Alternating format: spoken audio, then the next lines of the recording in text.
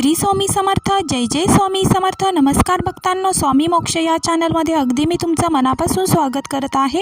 हे स्वामीराया सर्वांना चांगली बुद्धी द्या, आरोग्य द्या, ही स्वामीचरणी माझी प्रार्थना. तर पहा स्वामी भक्तांनो, आता मी तुम्हाला आपल्या महाराष्ट्रातील जेवढे काही संत झालेले आहेत त्यांची पूर्ण चरित्रे आणि त्यांची माहिती आणि त्यांनी आपल्या समाजासाठी आणि आपल्या वारकरी संप्रदायासाठी किती भक्तिधारा त्यांनी अतूट केलेले आहेत ही तुम्हाला, आणि छंद भक्तीचा आपल्या संपूर्ण जगाला कसा त्यांनी लावलेला आहे त्याची माहिती आता प्रत्येक व्हिडिओमार्फत तुम्हाला मी देण्याचा प्रयत्न करणार आहे. तर तुम्ही माझ्या स्वामी मोक्ष या चॅनलला लाईक करा आणि सबस्क्राईब करा. श्री स्वामी समर्थ. जय जय स्वामी समर्थ. तर पहा भक्तांनो, महाराष्ट्रातील विठ्ठल भक्तिधारा म्हणजे महाराष्ट्र हा संतांचा देश आहे. इथला कण आणि कण महात्म्यांच्या आणि वैष्णवांच्या संतजनांच्या पदधुळीने पावन झालेला आहे.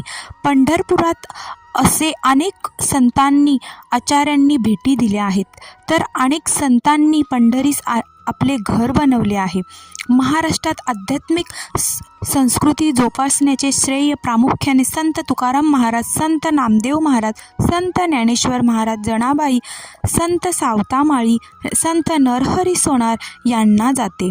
सोपानदेव, मुक्ताबाई, निवृत्तीनाथ, विसोबा खेचर, दामाजी पंत, चोखामेळा, निळोबाराय यांचाही आध्यात्मिक आदर्श विठ्ठल भक्तीसमोर उभा आहे.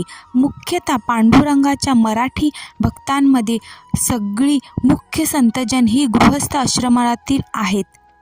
आपल्या कुटुंबासमवेत राहून त्यांनी भगवत भक्ती केली आणि दुसऱ्यांनाही करण्यास शिकवली. व्यक्ती कुठल्याही स्थानी कोणत्याही आश्रमात का असेना, भक्ती ही कुठेही केव्हाही केली जाऊ शकते. तिला स्थान, वय, काळ यांचे बंधन नाही. हाती काम, मुखी नाम ह्याचाच प्रत्यय देत स्वगृहातील आश्रमातील जबाबदाऱ्या सांभाळून भक्तीचा पाठ संतांनी आपणास दिला. संतांचा पंढरपुराशी प्रगाढ संबंध होता. ही संत मंडळी लोहार, कुंभार, शिंपी होती. चोखामेळा हे महार होते. सावतामाळी हे माळी होते. नरहरी हे सोनार होते. दामोदर शेठ हे संत नामदेव हे शिंपी होते. वर्णाश्रमातील सर्व 12 बलुतेदारांच्या घरात या महान संतांनी जन्म घेतला. याच आधी तर गृहस्थी होते आणि त्या व्यवसायात राहून संसार करून त्यांनी कृष्ण भक्तीचा आपल्या समोर जगापुढे आदर्श मांडला आहे. तर पहा, जे त्यांच्या आश्रमामध्ये राहून आपले शरीर, वाणी आणि मनाने भगवंताच्या गुणलीला कीर्तनात स्वतःचे आयुष्य समर्पण करतात, अशा भक्तांद्वारे तिन्ही लोकात अजिंक्य असे भगवंत जिंकले जातात. अशा भगवत भक्ताकडून प्रेरणा घेऊन आपणही आपल्या कौटुंबिक सामाजिक जबाबदाऱ्या पार पाडत भगवत भक्तीमध्ये प्रगती करू शकतो. बघा, सर्वांचे एकच आराध्य दैवत तो म्हणजे पंढरपूरचा पांडुरंग, विठुराया, विठू माऊली असे अनेक नावांनी आपण आपल्या विठुरायाला, माऊलींना संबोधतो आणि आपली विठू माऊली ही आपली आई आहे. या सर्व संत मंडळींचे जीवन पांडुरंगाच्या अपार भक्तीने अतोप्रोत भरलेले आहे. भगवंताच्या माध्यमातून श्री पांडुरंगाच्या नामाचा महिमा गाऊन लोकांना हरिनामाचे महत्त्व पटवून देत ते स्वतः दिंडी वारकऱ्यांमध्ये सम्मिलित झाले. कीर्तन, नृत्य, वाद्य, टाळ, मृदुंग यांचा वापर करून त्यांनी लोकांना संकीर्तनात सहभागी करवले. सुखासाठी करीसी तळमळ, तरी तू पंढरीशी जाय एक वेळ, मग तू अवघाशी सुखरूप होशी, जन्मोजन्मीचे दुःख विसरशी. जन्मोजन्मीचा भौतिकाचा संग, कर्मसंचय, कुसंगत यांचा परिपाक म्हणून भक्तिपथावर अनेक अनर्थ अडवे येतात. हे अनर्थ संतांच्या म्हणण्याप्रमाणे श्री विठ्ठलाचे एकदा दर्शन केल्याने नष्ट होत असतील तर अशा दयाळू देवाची कोणाला ओढ लागणार नाही. माझा पांडुरंग, माझी आई रुखुमाई. श्री विठ्ठल वैष्णव भक्तांसाठी अंतरित आकर्षण आहे. ते विठ्ठलाच्या जवळ जाऊ शकतात, त्यांच्या चरणांना स्पर्श करू शकतात आणि विठ्ठल मूर्तीला आलिंगन देऊ शकतात. तर आपण का नाही? पूर्वी पंढरपुरात विठ्ठलाला आलिंगन दिले जात असे. त्यामुळे विठ्ठल रूप हे अनेक वेळा भक्तांना अतिशय जवळचे आणि जिव्हाळ्याचे वाटायला लागले.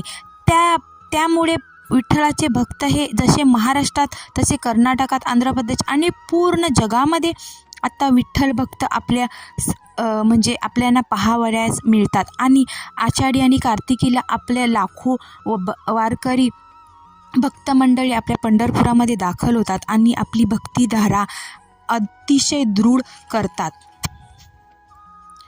माझे माहेर पंढरी आहे भिवरेच्या तीरी, बाप आणि आई माझी विठ्ठल रखुमाई, माझी विठ्ठल रखुमाई.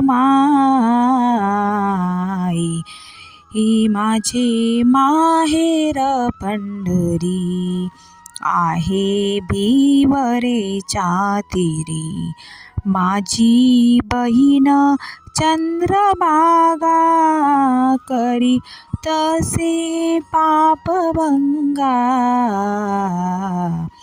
माझे माहेर पंढरी आहे भिवरेच्या तीरी. पहा, पंढरपूर हे संतांचे माहेर घर आहे. जशी एखादी सासूरवासीन माहेरी आपल्या आईवडिलांच्या प्रेमळ छायेत येऊन सुखावते, तसेच संत मंडळी आणि वारकरी संप्रदायाचे जे भक्त आहेत आपल्या विठुरायाच्या चरणी येऊन सुखावतात. आणि पंढरपूर हा मोक्ष प्राप्तीचा मार्ग आहे आणि विठुराया हा आपला मोक्षाकडे नेणाऱ्या मार्गामध्ये आपल्याला आलेले एक म्हणजे असं एक प्रतीक आहे ते की विठुरायाच्या चरणी गेल्यावर मोक्षाला माणूस जातो. पांडुरंग आपल्या प्रेम पाहण्यात आपल्या भक्तांना ओलचिंब करतो. जसा माहेरी आलेल्या मुलीचा पाय माहेरातून निघत नाही, तशी संतांना पंढरी सोडावीशी वाटत नाही. त्यांचे सुख, समाधान, प्रेम, त्यांचे मायबाप हे सर्व काही पंढरीतच आहे. पंढरपूर म्हणजे श्रद्धेचा महापूरच. पंढरपूर शहर हे एक आगळेच नगर आहे. महाराष्ट्रातील ते एक श्रेष्ठ भक्तिनगर आहे. भाव आणि भक्ती हेच काय ते येथले कार्य आणि हाच या नगराचा पंचप्राण आहे. दुधासारखे उत्तम पेय, अमृता प्रेमासारखे खरे खोडे प्रेम, संतजन साधुजनांसारखा उत्तम सल्ला, मार्गदर्शन, उपदेश, परोपकारासारखे दुसरे पुण्य आणि भक्तीसारखा परमेश्वर प्राप्तीचा सुगम उपाय, या गोष्टीच्या तोडीच्या दुसऱ्या गोष्टी जगात आपल्याला सापडणारच नाहीत. त्याप्रमाणे पंढरी क्षेत्राच्या तोडीचे अन्य परम पवित्र तीर्थ क्षेत्र इतरत्र सापडणार नाही. पंढरी जे नाही ते इतर क्षेत्रामध्ये नाही व इतर क्षेत्री जे नाही ते पंढरी क्षेत्री आहे असे म्हटले जाते. आणि श्री पांडुरंगाच्या वास्तव्यामुळे पंढरपूर हे मूर्तिमंत आनंद स्थान म्हणून ओळखले जाते. येथे दुःखाचा लवलेशही जाणवत नाही आपल्याला. म्हणून सर्व तीर्थांचा मुकुटमणी म्हणून या पंढरपूर क्षेत्राचे आपल्याला महत्त्व आहे. तर पहा भक्तांनो, आता मी माझ्या तोडक्या भाषेमध्ये तुम्हाला पंढरपूर क्षेत्राची आणि विठुरायाची थोडीशी माहिती सांगितलेली आहे. तर ती तुम्हाला कशी वाटली तर माझ्या स्वामी मोक्ष या चॅनलला लाईक करा आणि सबस्क्राईब करायला विसरू नका. तर पहा, मी तुम्हाला यापुढेही भरपूर संत जे आपल्या म्हणजे आपल्या महाराष्ट्रामध्ये जे संत होऊन गेलेले आहेत त्यांची मी तुम्हाला माहिती सांगणार आहे. त्यांचं जीवन कार्य आणि जीवन प्रवास मी तुम्हाला या व्हिडिओमार्फत तुम्हाला सांगणार आहे. तर पहा, माझा हा व्हिडिओ तुम्हाला कसा वाटला तर माझ्या स्वामी मोक्ष या चॅनलला लाईक करा आणि सबस्क्राईब करा आणि जास्तीत जास्त शेअर करा. श्री स्वामी समर्थ. जय जय स्वामी समर्थ.